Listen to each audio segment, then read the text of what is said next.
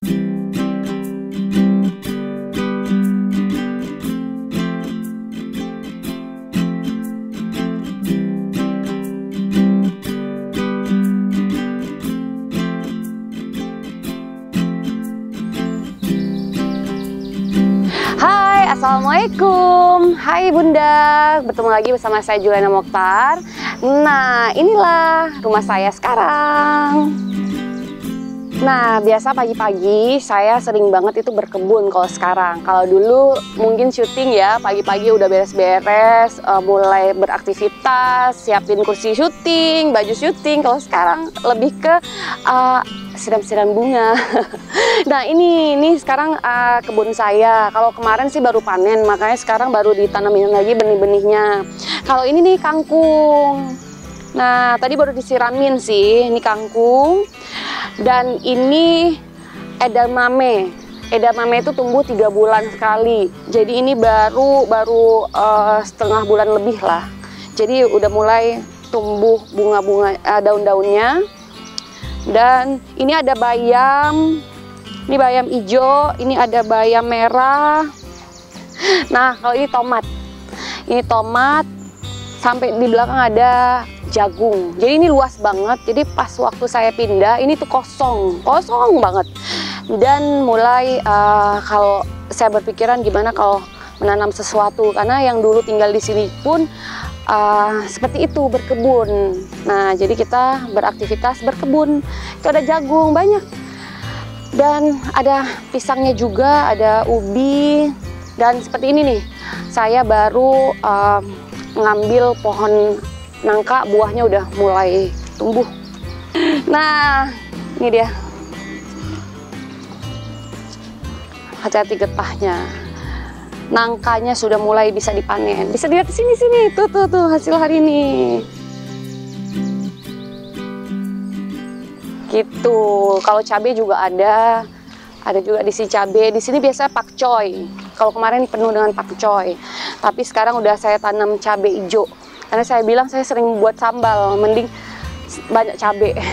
Nah, mungkin udah selesai studi tour kita. Mending sekarang kita ngobrol-ngobrol di dalam rumah aja yuk.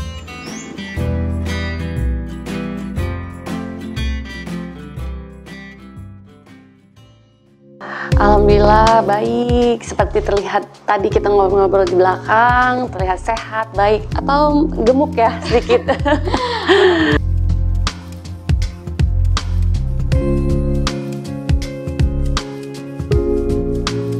Mungkin kalau dulu ya, sebenarnya tidak ada perbedaan. Saat kita dunia entertain dengan dunia sekarang menjadi istri tentara itu sebenarnya sama aja, Mbak. Kita tetap bergaul, kita bersahaja, dan menemukan orang yang beda-beda gitu, dengan beda karakter, terus banyak orang. Kalau entertain, kita datang ke suatu lokasi syuting, kita berbaur sampai ke kru-krunya, kita berbaur. Di sini juga seperti itu. Saat kita datang ke sebuah acara, kita bertemu semua orang gitu. Cuman ada perbedaannya, mungkin kalau di entertain itu ya kita bisa asal untuk berbicara. Kalau di sini mungkin kita harus tahu sama siapa kita berbicara. Kalau senior harus seperti apa gitu, kalau untuk junior seperti apa. Tapi perbedaannya nggak ada. Kekeluargaan, bersahaja, ya enak sih, sama aja. Jadi emang sih sebenarnya pada dasarnya kan awalnya memang keluarga tentara. Papaku seorang tentara, adikku 2 orang, kita 3 saudara, dua-duanya tentara. Dan nggak tahu kenapa takdir membawa saya juga menjadi salah satu keluarga tentara. Nah itu juga takdir dari Allah, yang saya sampai sekarang pun sambil duduk itu mikir, ya Allah gitu ya, emang takdir itu nggak tahu gitu. Jadi udah terbiasa sebenarnya ngelihat adik-adik ipar pas mereka memakai baju seragam, mendampingi suami, melihat orang tua sendiri juga. Jadi sebenarnya udah biasa. Awalnya sih, awal banget waktu saya masih SMU itu emang nggak berminat gitu, karena mikirnya aduh saya pengen punya karir sendiri. Kalau dulu seperti itu. Nah, saat saya udah dewasa, saya mendapatkan jodoh di dunia ini gitu. Ternyata asik-asik aja gitu. Yang penting kita ikhlas, kita tulus, kita melakukan secara kita tahu kita di sini karena suami. Ya, kalau saya sih tulus aja, ngelakuin apapun tuh tulus gitu.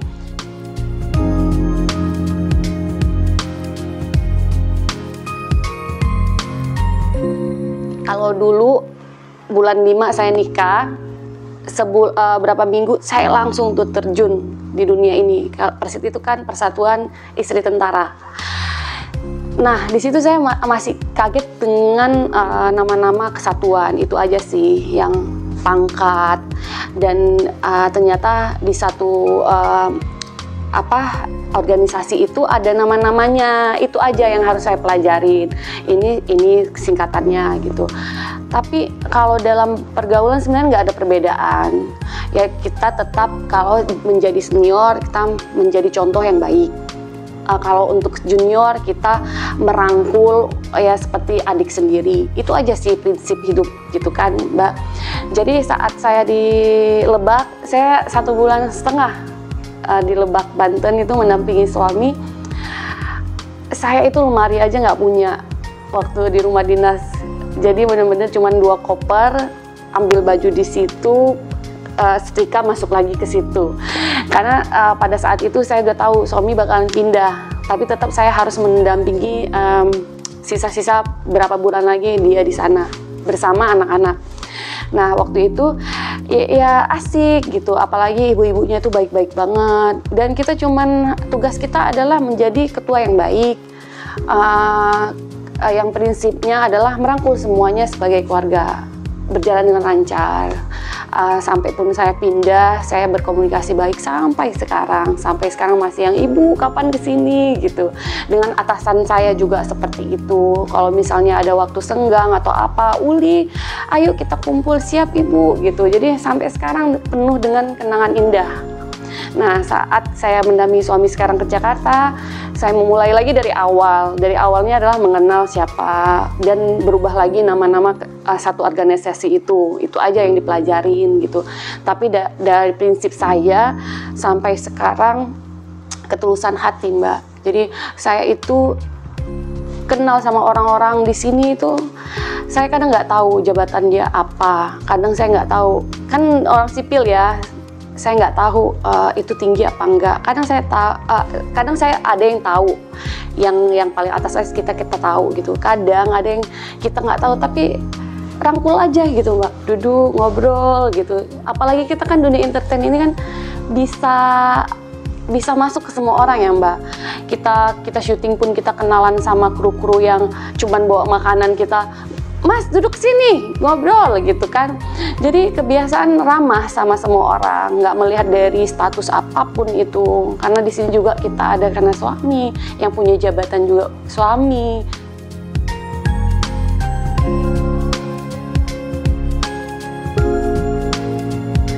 Walaupun dibilang Uli enak ya nikah, tiba-tiba udah di posisi suami udah pangkat segini gitu. Ya itu mungkin udah rezeki saya, mungkin udah takdir jalan saya.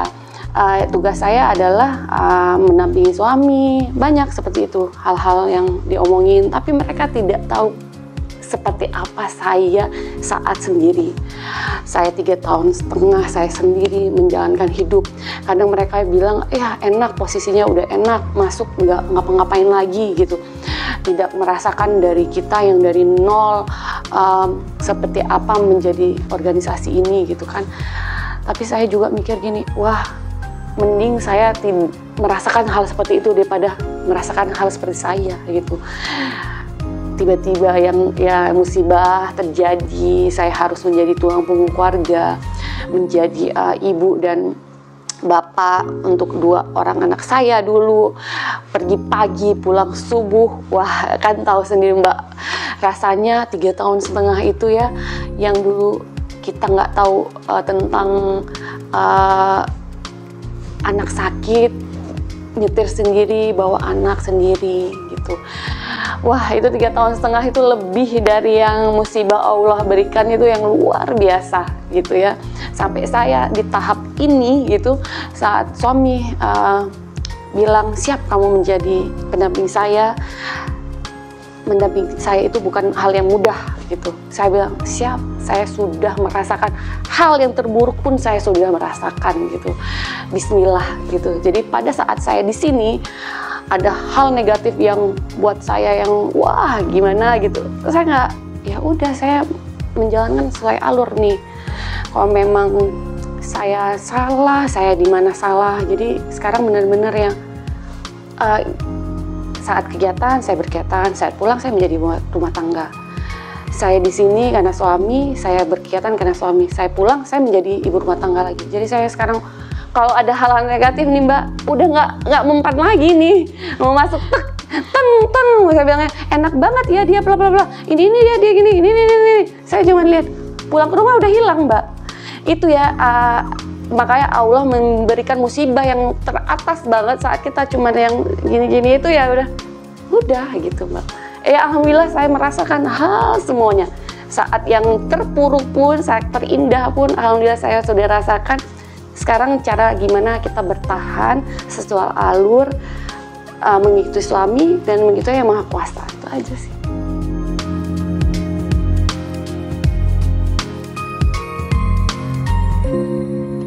Paling itu yang tadi, pelajaran hidup terpenting itu adalah pelajaran hidup yang kita jalanin. Nah, meresponnya itu sih lebih ke ya udahlah gitu. Yang tahu baik dan buruknya, kalau kita ini kan panggung sandiwara manusia kayak gitu.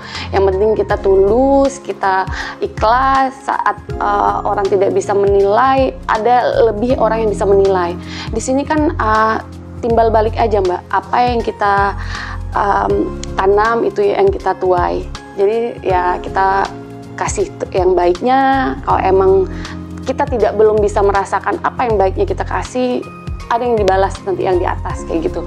Karena aku tuh saat musibah yang terjadi itu, sekarang lebih apapun itu balik ke Tuhan gitu. Aku tuh kalau udah sholat itu kayak yang ya Allah, aku sudah seperti ini, apalagi ya yang harus aku bikin, kenapa ya masih ada salah gitu. Jadi lebih kalau udah curhat sama di atas, udah tenang Mbak. Sekarang Abah pun tuh lebih curhatnya yang ke atas terus, suami sama Allah gitu. Kadang kita sholat bareng, kadang kita ngobrol. Saat kita minta ke Allah itu udah tenang lagi gitu. Jadi sekarang tuh karena musibah yang Allah kasih, aku udah tahu kalau ini terjadi aku harus apa gitu. Kalau ini terjadi aku harus apa gitu. Yang terberat pun, oh aku mending ngaji, aku mending sedekah gitu. Jadi lebih ke situ Mbak, daripada kalau dulu nih, ini bener kalau dulu sebelum terjadi musibah, kalau ada masalah, hey kalian gimana? Yuk kita keluar yuk gitu ya. Karena udah mumet kan cari hal yang di luar. Tapi sekarang udah tahu apa yang harus kita lakukan. Saat ya Allah kok gini ya, ya udah air wudhu, sholat, curhat. Kalau masih ada yang salah ngaji, kalau masih ada banyak orang yang mengganggu, aku sedekah, kayak gitu aja. Jadi lebih ke dunia yang oh udah tenang, balik lagi ke awal gitu. Jadi sekarang lebih deket sama yang di atas sih. Kita curhat sama orang itu belum tentu orang itu bisa kita percaya gitu. Yang terpercaya adalah suami, ya udah sama yang di atas itu aja.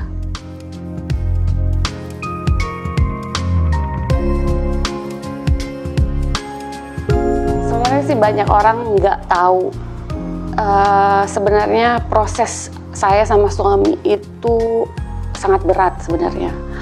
Kenapa dikatakan berat? Saya ditinggal sendiri itu udah lama. Kalau suami kan meninggal juga, pasangan hidupnya meninggal. Nah, saya meninggal. Waktu itu sebenarnya kita dipertemukan sama temen. Ada kayak abang gitu, dari dunia TNI juga. Akhirnya kita dikenalkan, habis itu mereka adalah ide inisiatif untuk menjodohkan waktu itu. Tapi waktu itu orang tuanya suami belum menyetujui.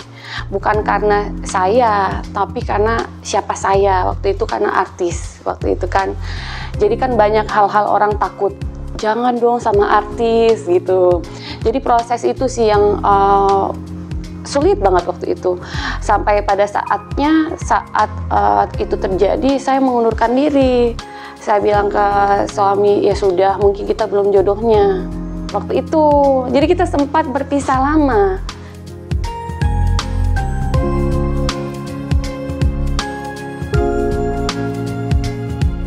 Nah, jadi waktu itu saat sudah dikenalkan, ada pertentangan tentang persetujuan orang tua dari suami. Akhirnya ya udah di situ kita mulai menjauh waktu itu. Saya mikir kalau jodoh pasti ketemu, kalau nggak jodoh ya berarti belum jodoh waktu itu. Ya udah, saya fokus ke hijrah saya waktu itu kan. Sebelum saya berangkat ke Aceh kan saya memang mimpi, Mbak. Mimpi saya tuh mati, Mbak. Jadi mati, dikuburkan. Saya merasakan tuh proses itu. Sampai saya bangun, saya meneteskan air mata, saya nangis. Dan saya langsung pengen berhijab waktu itu. Dan saya kabarkan manajer saya. Pas banget hari itu saya ada harus menghadiri undangan reality show salah satu sebuah TV. Nah, saya telepon, saya bilang, "Mak, gimana? Saya kayaknya pengen berhijab deh ke undangan itu." Gitu. Hah? Kaget banget waktu itu manajer. Kaget banget. Yang bener, kamu coba yakinkan dulu, jangan nanti kamu pakai, besok kamu lepas, ntar gimana pandangan netizen dan lain-lain gitu. Oh iya juga ya. Nah, akhirnya saya kelarkan kerjaan saya. Setelah itu saya fokus, saya mikir gini, kalau saya pengen berhijab tapi kerjaan saya terima-terima terus, di mana fokus saya waktu itu. Nah, akhirnya saya ambil keputusan saya harus ke Aceh nih. Itu bulan Juli 2000 tahun lalu. Nah, akhirnya tahun lalu saya ke Aceh. Bulan Juli saya ke Aceh. Saat saya di Aceh, di situ saya datang ke bandara di Jakarta tuh udah mulai hijab. Saya bawa anak-anak saya, mama pakai hijab cantik deh. Karena anak-anak saya tuh seneng, Mbak, seneng karena adik saya itu kan orangnya alim banget ya. Tentara tapi dia alim yang satu itu. Dia selalu bilang ke Fuja, kalau mama pakai hijab cantik gak? Cantik. Nanti kalau mama pakai hijab bilang mama cantik ya gitu. Jadi saya pas dari perjalanan ke bandara itu anak saya tuh cuma liatin, "Emang apa? Cantik mama pakai hijab," gitu. Jadi motivasi juga anak-anak gitu, Mbak. Saat saya ke bandara saya pakai hijab, sampai saya 3 bulan di Aceh pun saya pakai hijab. Jadi malas balik ke Jakarta, Mbak. Nah, akhirnya suatu saat manajer tuh selalu telepon, "Di kapan pulang? Kerjaan nih, stripping," gitu. "Boleh nggak Bu, Mama nggak pakai hijab?" "Ya nggak bisa, Cin, ya harus pakai hijab. Malah kamu jadi apa waktu itu ya? Duyung-duyung apa gitu, stripping." Oh, ya udah saya tolak. "Ya udah, Mak, kalau emang nggak bisa, nggak ada rezeki." Nah, datang lagi, "Cin, ini ada nih jadi mamanya peran utama nih," gitu. "Pakai hijab nggak, Mak?" "Enggak sih, katanya karena kamu agak jahat nih," katanya. "Ya, nggak usah deh, Mak." Jadi berapa kali saya nolak tuh, sampai saya akhirnya bulan 10 saya masih di sana. Terakhir saya harus balik ke Jakarta karena anak-anak harus sekolah, Mbak. Online-nya sudah berakhir, saya harus balik lagi dengan kenyataan saya. Dan akhirnya saya balik, tetap saya berhijab. Sampai saya di Jakarta pun teman-teman pada kangen nih, udah nggak ketemu kan, Mbak, "Ayo kita ketemu, Li." Saya datang tetap berhijab. Teman-teman ada juga bilang, "Li, puas-puasin dulu," gitu. Saya mikir ya kalau puas-puasin, kalau saya besok nggak ada gimana gitu. Karena emang hijrah saya lebih ke kalau suatu saat saya nggak ada, saya belum membenahi diri saya gitu, gimana ya, kayak gitu, Mbak. Nah, terakhir tetap dengan pendirian saya berhijab. Nah, akhirnya karena kerjaan syuting pun saya banyak tolak, ya, akhirnya saya buka brand sendiri. Saya jualan baju, saya pergi ke pasar cari kain sendiri, saya ke konveksi saya atur modelnya sendiri, semua saya urusin sendiri waktu itu. Nah akhirnya sampai saya jualan baju online, ada Instagramnya, saya jual baju, laris manis, alhamdulillah Mbak. Saat udah laris manis, saya udah capek kan Mbak, kadang bisa jual sampai 3.000 baju. Akhirnya capek, saya bilang rezeki ini mungkin untuk anak-anak saya ajak anak-anak liburan waktu itu ke Turki, karena saya pengen prinsip hidup saya bekerja untuk anak. Akhir tahun saya harus bawa anak-anak jalan-jalan. Waktu sebelum Covid bandara tutup, saya bisa bawa anak-anak ke Jepang. Nah tahun ini saya mau bawa kemana ya? Akhirnya waktu itu perdana Turki baru bisa buka wisata. Akhirnya saya pergi, saya sama kakak sepupu berempat, saya bawa anak-anak saya jalan-jalan. Kayak refreshing, udah capek kerja gitu Mbak. Nah pulang dari situ, tiba-tiba saya berkomunikasi lagi sama suami saya waktu itu.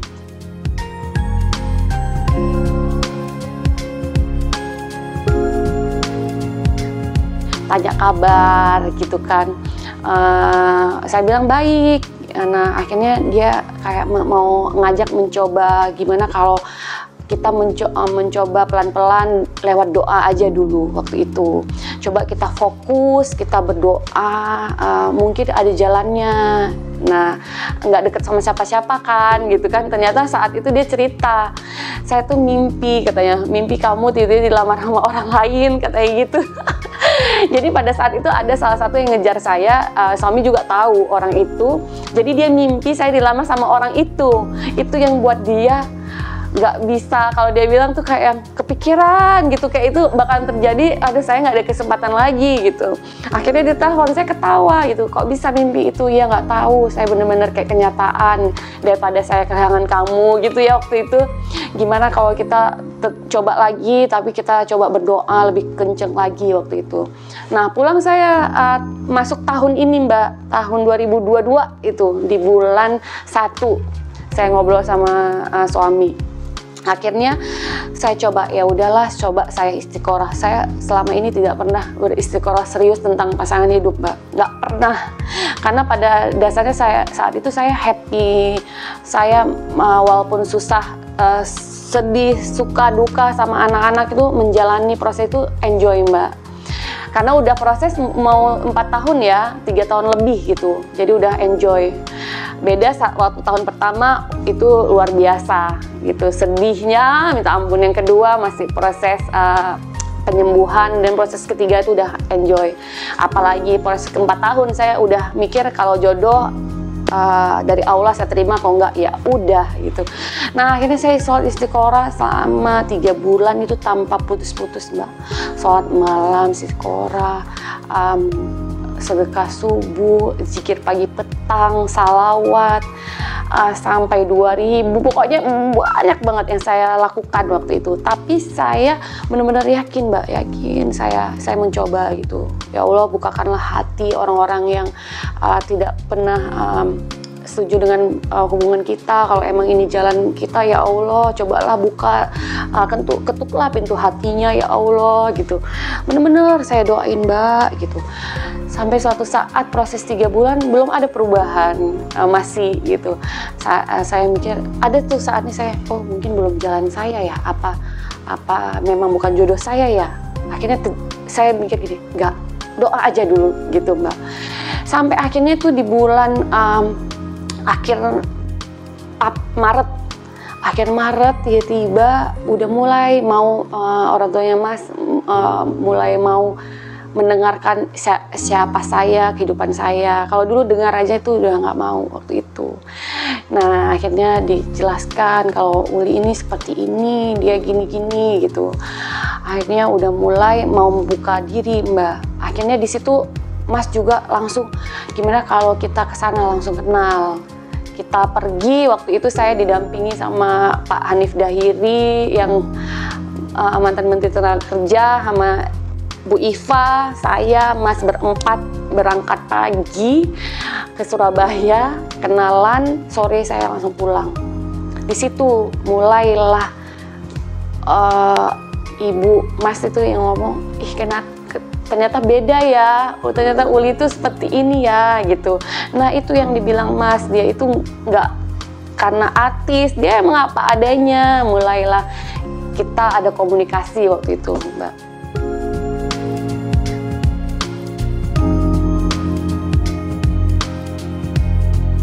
Saat komunikasi, tiba-tiba Mas ngomong gini, itu kan bulan April tahun ini tuh kan puasa, Mbak, puasa. Tiba-tiba dia bilang gini, gimana kalau kita nikah habis Lebaran?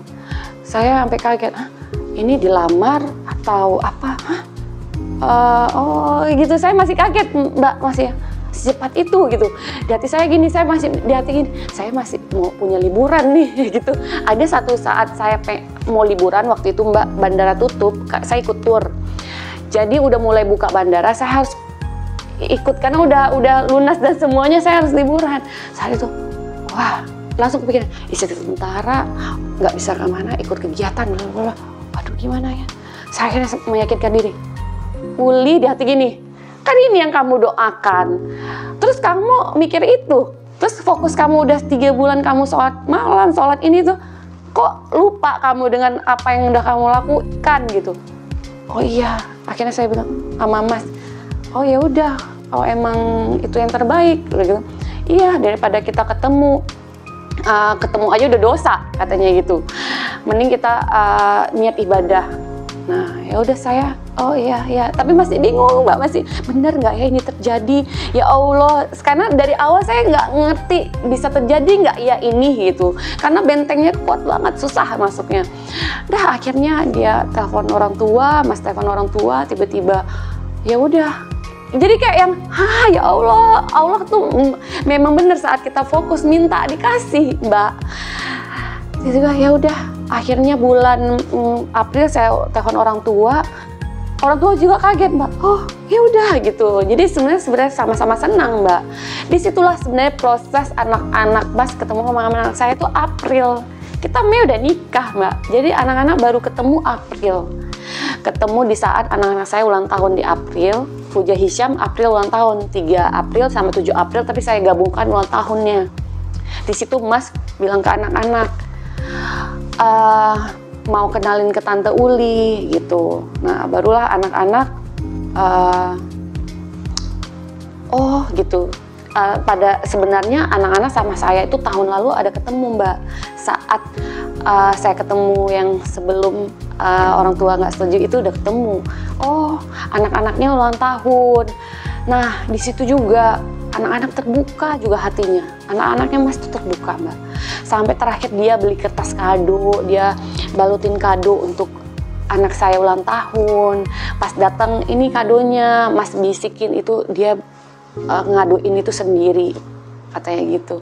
Proses kenalan ya masih kaku lah karena baru, tapi saya adakan di rumah sengaja biar bisa pada waktu itu lagi puasa. Jadi kita buka puasa bareng, kita sholat taraweh bareng di rumah, habis itu kita duduk bareng. Nah pas pulang saya telepon gimana anak-anak, alhamdulillah senang, Fuja Hisham alhamdulillah senang. Nah akhirnya di situ sambil memperkenalkan anak-anak, di situ kita sambil mempersiapkan pernikahan, Mbak. Mei kemarin, jadi itu April kita kenalan, Mei kita mempersiapkan pernikahan yang seharusnya nikahnya di Aceh waktu itu. Karena saya bilang, nggak mungkin kita bisa merencanakan pernikahan di Jakarta dengan waktu cuma sebulan. Belum sewa gedung dan lain-lain, kita di Aceh aja. Kita bikin secara sederhana waktu itu. Nah, terus akhirnya ya udah, boleh katanya. Nah akhirnya mulailah persiapan. Kalau di sini kan harus menghadap, Mbak. Kita harus punya prosedur untuk menjadi istri tentara itu seperti apa. Saya jahit baju, saya menghadap, pokoknya kita lakukan secara berjalannya waktu mempersiapkan pernikahan. Di tengah jalan tiba-tiba teman-teman dekat saya ngomong, Li ke Aceh jauh banget gitu, Lok Semawe lagi. Wah kalau Banda Aceh mending, kalau Lok Semawe. Nah saya pikir di situ ya, sampai mereka bilang, Li sayang banget beneran deh di Jakarta deh, bikinnya di Jakarta gitu. Itu waktu udah mau deket 3 mingguan, Mbak. Saya bilang ke suami, oh iya juga ya, ya udahlah coba ya telepon gedung di sini, Mbak. Gedung di sini nggak tahu tiba-tiba emang kosong gedung itu. Udah kita telepon catering, kita ngomong bla bla bla, kita pengen bersahaja, sederhana. Udah aja 3 minggu doang, Mbak. Kalau undangan kan sekarang bisa online, tapi kita bikin undangan cetak. Akhirnya berjalan dengan lancar, kita foto prawet sama anak-anak sambil mengenal anak-anak juga. Sampailah jadi pernikahan di Mei waktu itu. Dan disitulah perjalanan saya akhirnya mulus, alhamdulillah Mbak. Makanya kalau emang kita berdoa sama Allah, dimuluskan, benar-benar mulus banget. Sampai sekarang saya sama ibu Mas juga baik-baik aja, sayang banget, tiap minggu teleponan, selalu nanya kabar. Ya udah kayak ibu sendiri yang nggak pernah terjadi apa-apa yang saya ceritakan tadi. Buat doa. Doa itu luar biasa. Di situ saya tambah pengalaman hidup saya. Saat kita ada masalah, doa. Saat kita ada masalah, doa. Pasti itu, pasti Mbak. Kalau kita fokus, yakin. Makanya saya kalau udah berdoa, fokus, yakin, udah.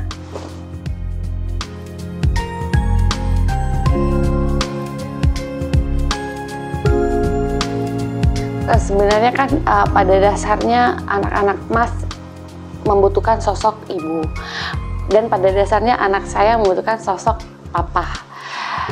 Pas saat disatukan ya mereka nggak bisa bohong, mereka emang butuh teman curhat, butuh kata-kata, "Mah, tadi aku gini-gini loh Mah di sekolah." Anak-anak juga, "Pak, tadi aku gini loh." Jadi berbaur aja dengan sendirinya Mbak. Karena kan tadi saya bilang kalau pada dasarnya prinsip kita tulus, berjalan aja lancar gitu. Sampai sekarang tuh saya sampai ke duduk itu, kalau duduk sendiri tuh lihat rumah gitu kayak Mbak, kok bisa ya? Itu juga Mbak, nggak percaya gitu, kok bisa ya gitu. Karena anak-anaknya juga dulu emang susah banget gitu. Sekarang malah, "Mah tadi ini loh di sekolah," gitu. Walaupun mereka ada, sebenarnya jarang sih ribut, jarang banget. Tapi lebih ke masih penerimaan aja. Aku nih punya adikku udah 3 yang kakaknya. Jadi sekarang harus belajar bahwa adikku bukan 1 lagi, harus 3. Mungkin mereka lagi belajar itu gitu. Kalau ke aku sangat menerima, sangat. Lebih ke lagi belajar proses persaudaraan aja yang aku lihat. Kalau ke aku sih, kalau aku lihat udah tulus banget kok anak-anak. Lebih ke yang saudara. Dengan sendirinya, misalnya kalau ada salah pun tinggal papanya ngomong, "Kak gini-gini," oh ya udah besok berbaur aja Mbak. Jadi tuh kayak pengen sih suatu saat kayak kita liburan bareng kemana, yang kan aku udah bilang Mbak, pengen banget kita capek-capek kerja, pengen akhir tahun tuh bawa kemana. Ya cuman itu kata Mas, kita tentara ini nggak ini minta libur, paling setahun tuh ada cuti. Ya itu sekarang kita lagi duduk tuh bahas yang kita kemana ya. Jadi alhamdulillah enjoy aja nih Mbak, enjoy banget.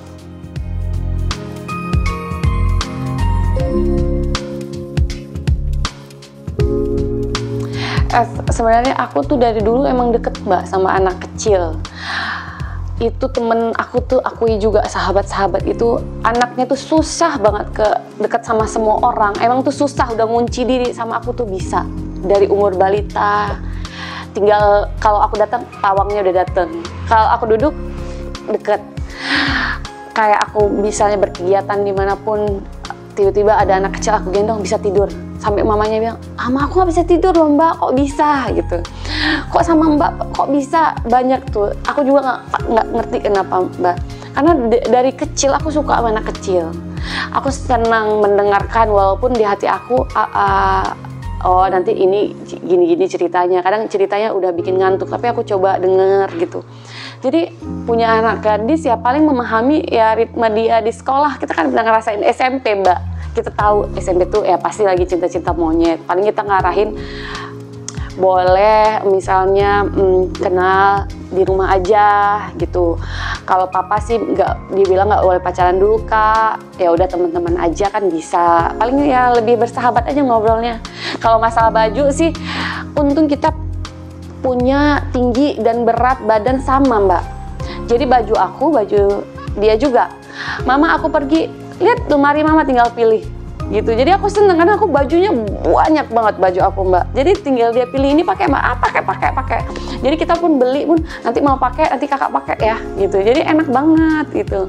Jadi sampai tahap ini sih nggak ada masalah sih. Ya semoga sih nggak ada masalah sampai ke depannya.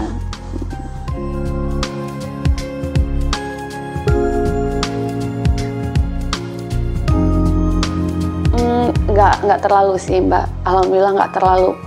Kayak kita pindah sekolah pun kan anak-anak sekolah di Cibubur karena kemarin kita tinggal di sana, kita satukan di satu sekolah dan ya alhamdulillah sih deket-deket juga Mbak sekolahnya. Jadi emang ruang lingkupnya ya kita berkegiatan di sini, kita wajib untuk tinggal di rumah dinas. Kita tinggal, kita jalan. Kadang kalau ada olahraga bersama pun naik sepeda pun nyampe Mbak. Jadi enak. Jadi dia itu kan dulu malah disiplin tuh lebih disiplin sama saya waktu itu. Kita tinggal di sebuah komplek, yang komplek tutup, ada security di depan, jajan pun nggak bisa Mbak. Kecuali saya yang bawa ke minimarket. Dia baru bisa belanja, itu pun harus nanya, Mama ini boleh, ini boleh. Saya bilang kalau Sabtu Minggu boleh, yang nggak boleh gitu. Kalau hari biasa tuh nggak boleh. Nah di sini tempat minimarketnya dia bisa jalan sendiri. Jadi sekarang dia selalu Mama Isyam uang jajannya. Yang dulu dia nggak tahu uang, dia sekarang tahu lembaran uang 5.000, 10.000 dia udah tahu di sini Mbak. Dia jajan, dia pergi bolak-balik sampai yang minimarket tuh kenal sama dia.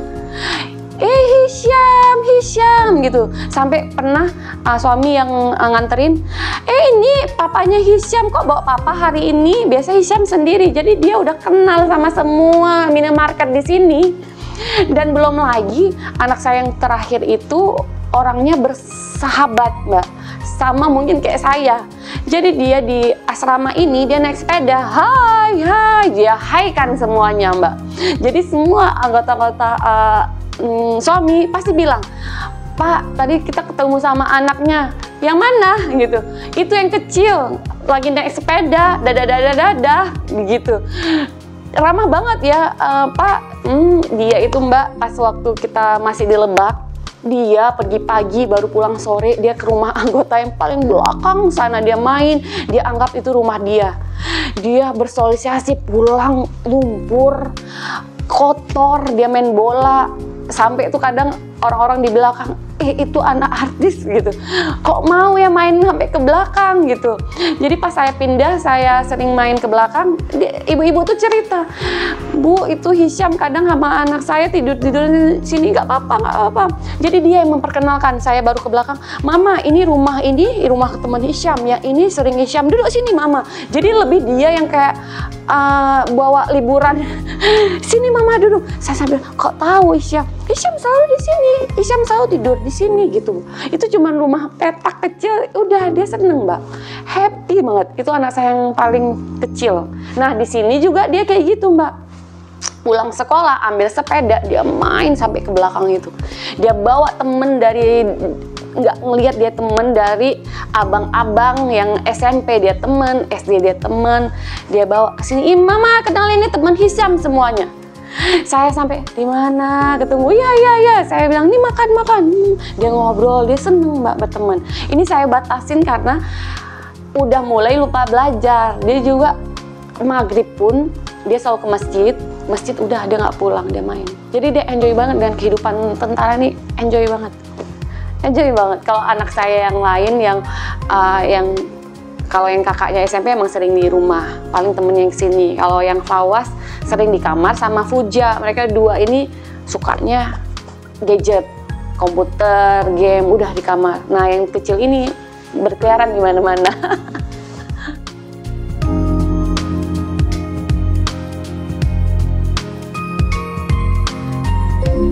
Nggak ada. Kalau anak-anak nggak.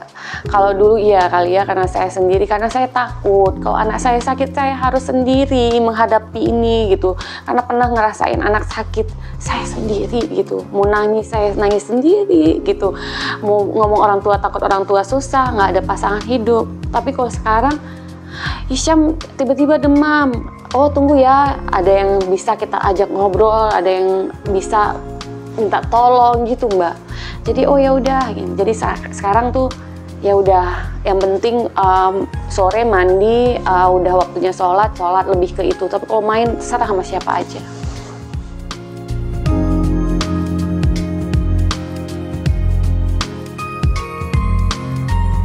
Kan dulu kan saya tuh mikir tentara itu kan keras waktu itu.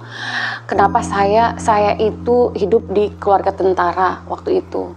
Saya takut gimana ya gitu kan. Padahal papa saya sih nggak keras-keras banget, tapi takut aja kan, kita nggak tahu gitu. Nanti kalau misalnya dia tiba-tiba marah, ngerti nih gitu dulunya takutnya Mbak. Tapi pas kenal Mas ini beda banget. Dia itu yang buat saya pengen banget sama Mas itu cuma satu Mbak, agamanya. Saat saya sholat bareng, dia melantunkan jadi imam sholat itu, saya tuh sampai keluar air mata sambil sholat Mbak. Merdu banget, itu beneran, bukan karena ini apa, itu awal banget. Dia sholat tuh merdu banget. Saya bilang, nih tentara kok bisa seperti ini ya, kayak gitu Mbak. Terus tiba-tiba dia ngaji, dia fasih, setiap hari dia ngaji.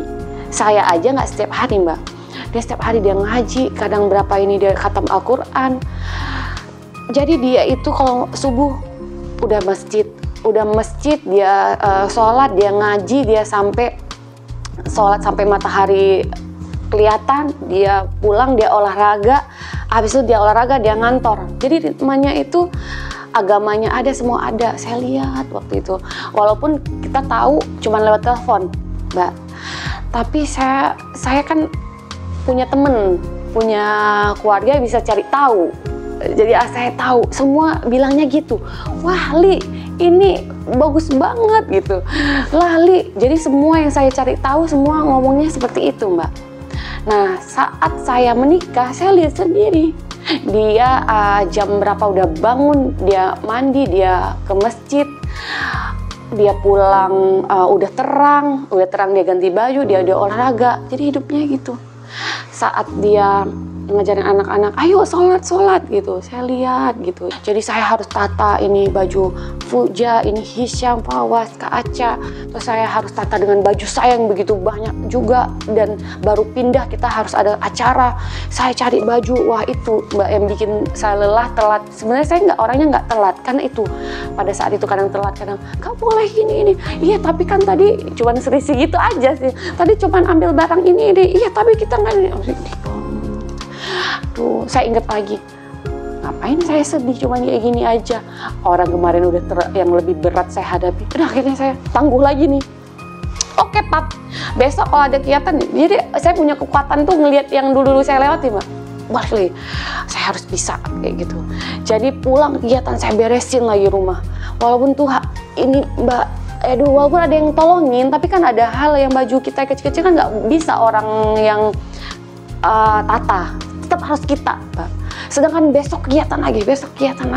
Itu sih yang ngelihat agama Mas itu yang luar biasa. Sampai sekarang dia itu, saya pertama kenal dia udah puasa Daud. Saya kenal hari puasa, besok nggak, hari puasa, besok nggak. Saya kira nanti pas sama saya dia berubah. Sampai sekarang.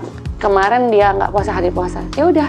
Jadi tuh kayak enak banget Mbak. Jadi makanan pun suami saya itu, kita nggak makan nasi. Saya tuh udah lama nggak makan nasi, 2015. Kalau suami dari 2016. Tiba-tiba ketemu klop aja Mbak. Jadi kita kalau makan, ya udah makan apa aja. Dan dia nggak ada yang besok harus masak ini, nggak ada. Di situ masak buka puasa belum tersiapin.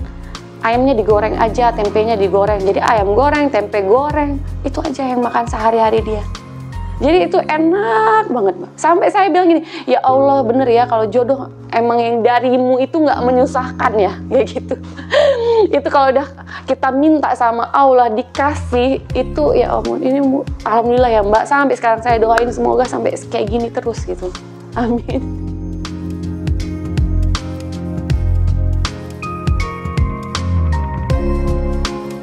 Alhamdulillah ya belum sampai ribut Mbak.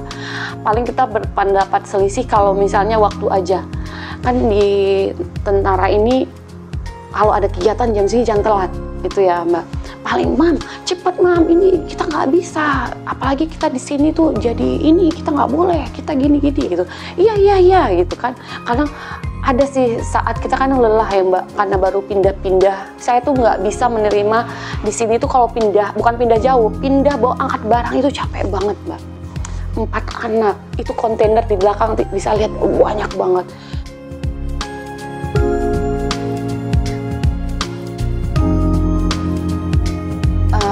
Saya sih lagi berdoa semoga berdoa semoga, tapi ini semoga, tapi kan jadi istri tentara tuh harus kuat mbak, emang benar harus kuat, menerima kenyataan tuh harus kuat. Suatu saat harus kemana itu harus, saya juga udah berprinsip suka duka ke lubang semut pun aku akan selalu mendampingi itu, selalu saya bilang gitu. Tapi kan kita ada ikhtiarnya semoga kalau suatu saat nanti pindah pun tunggu anak-anak agak mending ditinggalkan gitu, walaupun siap gak siap ya harus siap gitu. Jadi sekarang ini anak-anak kan kelas 3, 4, 5, yang satu SMP gitu. Saya lagi mau lihat proses-proses mereka. Kalaupun nanti pindah saya nggak mau bawa anak-anak lagi gitu mbak. Tapi saya berdoa semoga saya masih bisa mendampinginya setahun 2 tahun di sini dulu deh gitu, harapan saya kayak gitu. Karena anak-anak saya ini kan masih ada traumatik ditinggal. Sampai yang Fuja ini sempat bawa ke psikiater waktu itu. Karena dia ada namanya di psikiater itu apa, namanya saya lupa mbak, apa gitu. Jadi dia ada kena mental saat dia kehilangan, karena kan dia sama itu kan deket banget mbak. Dari umur 3 tahun dia udah dibawa keluar kota, sama almarhum sudah dibawa tur kemana-mana tanpa saya. Jadi ikatannya tuh kuat banget. Nah sampai terakhir dia kayak ngerasa kehilangan, dia mulai waktu itu tuh mulai dari hal kecil mengutip-ngutip sampah yang dibawa pulang ke rumah mbak. Jadi saya buka internet, ternyata itu dialami karena dia kehilangan orang yang sangat dia cintai. Jadi dia saat dia mengenal satu barang, misalnya dia mengenal tisu ini yang menemani dia saat berapa detik itu, terus dia ngerasa kalau dia buang dia sedih. Akhirnya dia bawa pulang, kadang tasnya itu sampah semuanya. Sampai saat itu saya ke psikiater, waktu itu masih mulai Zoom, untung nggak berat, nggak harus dengan obat, jadi harus dengan komunikasi, ditanya kenapa gitu. Dan kadang kita liburan pun mbak, itu sampah yang ada di hotel itu harus saya bawa pulang mbak. Kalau nggak mau dia nangis, jadi dia nggak mau berpisah dengan sampah itu mbak. Jadi saya bawa pulang, nanti dia taruh di kamar dia, diliatin sampah itu setiap hari, nanti saya diam-diam saya buang. Walaupun dia marah banget, tapi ya harus kita lawan kan mbak, namanya penyakit kayak gitu. Nah dia tuh baru sembuh ini tahun ini, saat saya sudah berkeluarga. Tapi yang dulu awal-awal masih bulan April, Mei, Juni itu masih dia kalau kita liburan dia minta bawa pulang. Dan dia makan di mall, dia makan itu piring bekas dia makan kita harus bawa pulang mbak. Nah sekarang ini baru-baru sembuh ini bulan-bulan Juli, Agustus ini dia. Saya lihat kayak ada sampah dilewatin, ada apa-apa dia nggak minta bawa pulang lagi. Awalnya saya sempat mau seriuskan minta obat atau apa mbak, terus dia tidur juga nggak senyenyak itu. Jadi itu, nah pas saat keluarga ini udah lengkap, udah mulai hilang sedikit demi sedikit. Apalagi dia emang subuh emang suka kalau ke masjid, dia tinggal bilang papa nanti bangunin aku ke masjid. Pernah satu saat dia pengen banget ke masjid, saya yang takut, bukan takut mbak. Jadi dia pagi-pagi udah langsung ini ngantuk mbak, karena misalnya 4:30 dia bangun, dia harus lanjut lagi ke sekolah. Saya sudah bilang Sabtu Minggu aja di masjid, atau subuhnya nanti Uja bangun di sekolah, sekarang bangun sekolah langsung sholat, kok nggak nanti ngantuk di sekolah, dia tetap harus ke masjid. Pernah saya larang, tidur lagi, dia manjat dari kamar dia ada jendela, dia manjat, dia berani, dia jalan, padahal itu gelap banget mbak. Yang depan rumah ini kan ada taman yang serem sebenarnya, dia jalan sendiri, dia kejar papanya untuk sholat di masjid. Jadi kayak yang dia semangat, ada panutan di rumah, nanti bangunin Uja sholat ya, nanti ikut Uja ya. Kadang pernah satu saat saya yang bilang sama suami jangan bangunin, dia yang marah, kenapa papa nggak bangunin, kenapa gitu, padahal itu karena saya. Itu yang saya masih berdoa, ya Allah gitu. Kalau saya bawa pun kasihan, dia pindah-pindah, dia kenal. Soalnya saya kan bertukar pikiran sama anak yang dari Mas yang mereka sekolah sudah banyak sekali, Mbak. Setahun dia pindah ke Bandung, setahun dia pindah ke Lebak, dia bilang, "Mah, apa aku nanti pindah lagi?" Ini kita ngobrol yang SMP. "Kenapa, Kak?" Gitu. "Capek," kata dia gitu. "Kita harus mulai kenal sama orang baru, belum lagi yang harus kenal sama ini, kenal sama itu. Rapotku aja udah berapa kali ganti." Gitu. Itu yang udah pengalaman yang udah SMP. Kalau bisa sih aku jangan pindah lagi, di sini aja. Itu yang SMP. Nah, aku ngerasa anak-anakku gimana juga ya nanti gitu. Nah, sekarang masih yang ikhtiar terus. Aku masih bisa mendampingi mereka sampai mereka benar-benar kuat untuk ditinggalkan. Atau nanti aku pulang sesekali untuk melihat kan, Mbak. Jadi masih ikhtiar itu, ya Allah. Aku tuluskan apapun kulakukan gitu lah, Mbak. Yang penting untuk keluarga, untuk suami, untuk anak.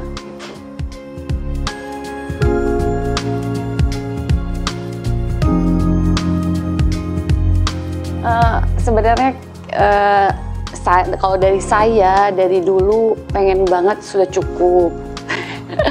Saya bilang kita udah lengkap, punya anak udah 4 seperti meja, saya bilang gitu.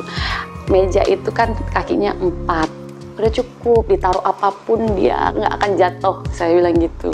Tapi Mas bercanda lagi, tapi kalau kaki meja ini tambah tengah, tambah kuat lagi. Itu saya mikir ya juga ya gitu. Nah akhirnya saya bilang apa yang dikata suami pasti mungkin itu yang pasti yang udah terbaik. Ya udah saya bilang ya udahlah, mungkin saya bilang tahun ini tahan dulu.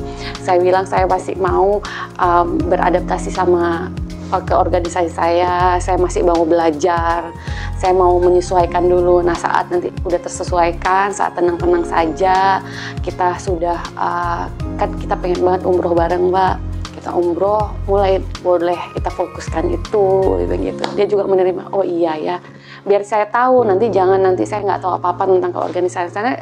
Saya pengen serius tahu gitu, Mbak. Oh iya, nah sekarang nih Bismillah doain semoga bisa dengan cita-cita kita semua sih, Mbak. Amin.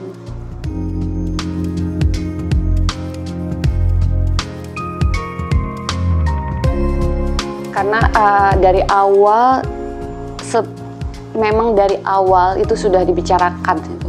Kita tuh sudah siap, saya langsung siap. Jadi kita ada pembicaraan awal, Mbak. Bener-bener serius banget sama Mas. Saat saya tutup mata, inilah doa saya, inilah permintaan saya ke yang di atas, ya saya harus siap. Saya meninggalkan keartisan saya, tidak syuting sama sekali. Paling saya menerima kerjaan itu pun yang tidak ada kontrak kerja yang setahun 2 tahun. Sebagai influencer mungkin sambil di rumah, ada bintang tamu sana sini paling 1-2 hari. Seperti ini cuman berapa jam, tapi yang kalau dulu setahun kadang saya menjalani syuting itu kontrakan, Mbak. Menyanyi saya jalani kontrak, saya meninggalkan itu semua.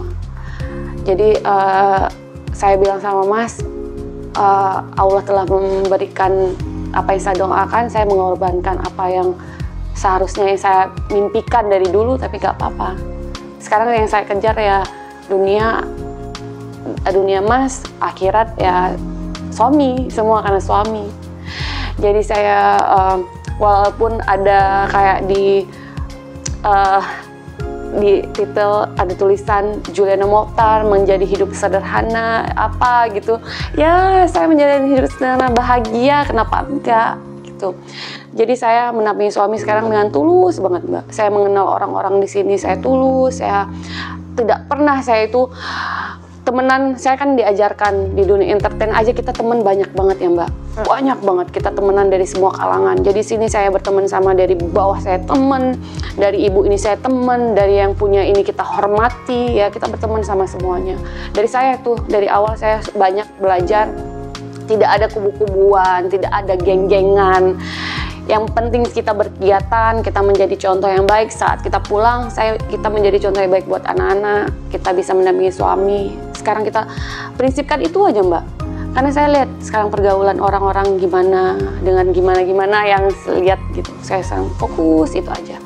Saat kita baik, pasti kita dapat kebaikan. Itu sih.